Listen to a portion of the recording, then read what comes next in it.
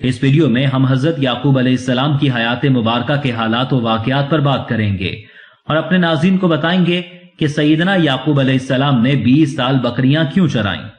حضرت یعقوب علیہ السلام کا حضرت ابراہیم علیہ السلام اور حضرت اسحاق علیہ السلام سے کیا رشتہ ہے، ان کا ملک، شہر اور قوم کون سی تھی؟ حضرت اسحاق علیہ السلام نے سیدنا یعقوب علیہ السلام کو کیا دعا دی تھی؟ انہوں نے اپنے ملک سے ہجرت کیوں کی؟ اور سیدنا یعقوب علیہ السلام کا دوسرا نام کیا ہے؟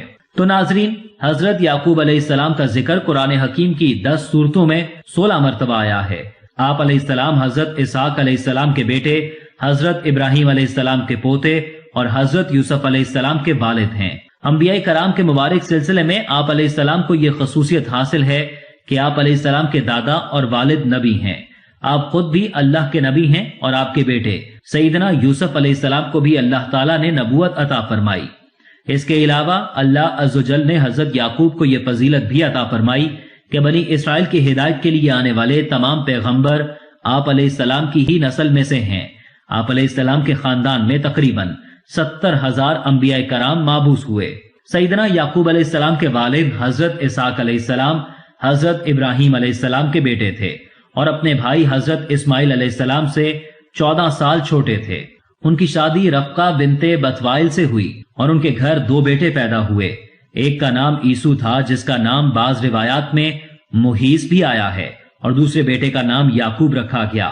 حضرت یعقوب علیہ السلام کا لقب اسرائیل تھا۔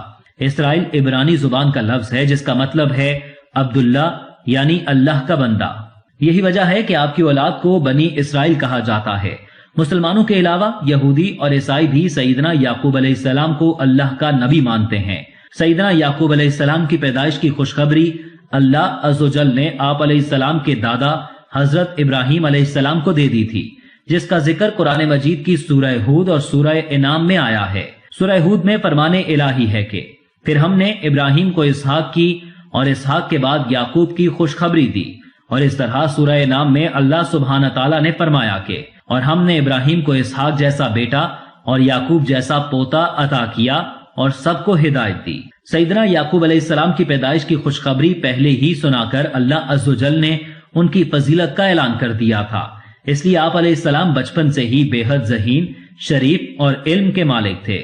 حضرت اسحاق علیہ السلام کے بعد اللہ عز و جل نے آپ علیہ السلام کو نبوت عطا کی۔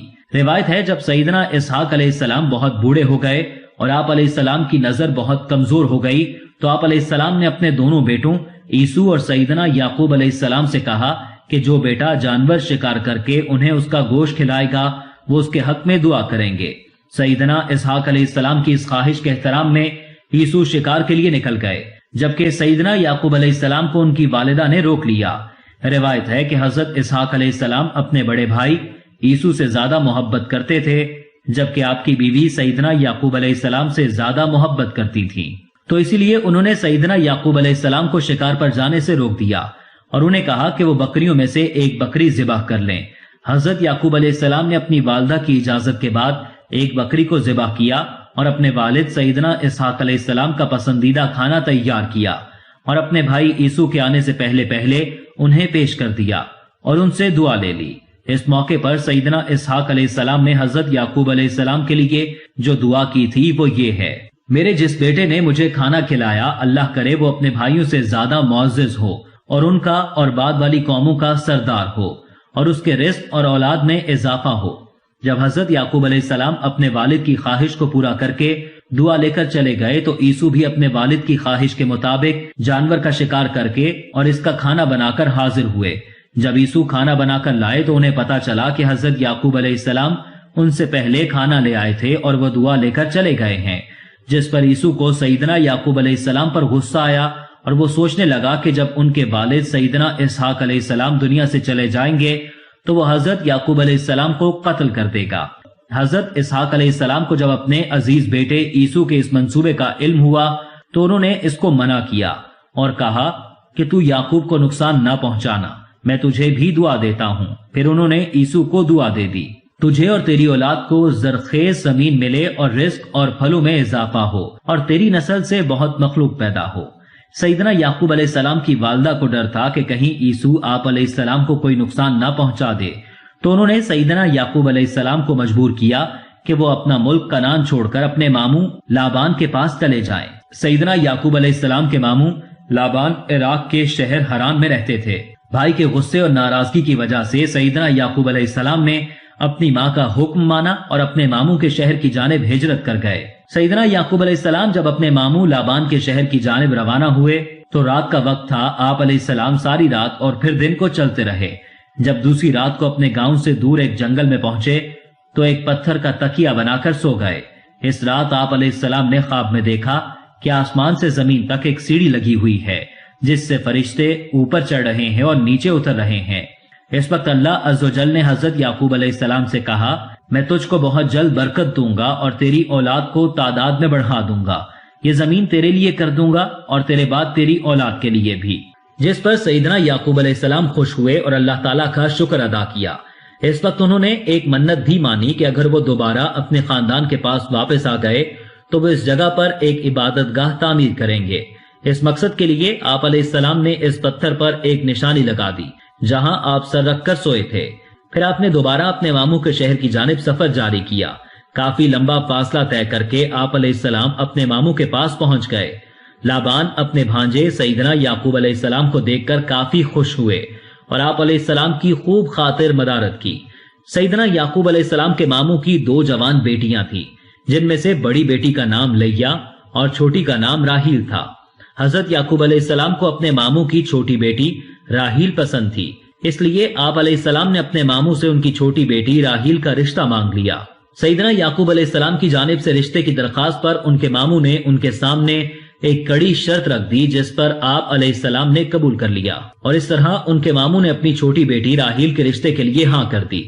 سیدنا یعقوب علیہ السلام نے اپنے ماموں کی چھوٹی بیٹی راہیل کے رشتے کے لیے جو شرط مانی تھی وہ یہ تھی کہ وہ 10 سال تک اپنے ماموں کی بکریاں چرائیں گے۔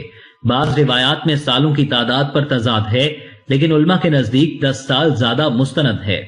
سیدنا یعقوب علیہ السلام 10 سال تک اپنے ماموں کی بکریاں چراتے رہے، اور جب شرط کی مدت پوری ہو گئی تو آپ علیہ السلام کی شادی اپنے ماموں کی بیٹی سے ہو گئی۔ لیکن یہاں ایک مسئلہ پیدا ہو گیا۔ جب حضرت یعقوب علیہ السلام شادی کے بعد اپنی بیوی کے پاس گئے تو انہیں علم ہوا کہ ان کی شادی وعدے کے مطابق راہیل سے نہیں بلکہ ان کی بڑی بہن لیا سے ہوئی ہے، جس پر حضرت یعقوب علیہ السلام نے اپنے ماموں سے شکایت کی اور پوچھا کہ آپ نے ایسا کیوں کیا؟ میرے اور آپ کے درمیان تو راہیل کے رشتے پر معاہدہ ہوا تھا۔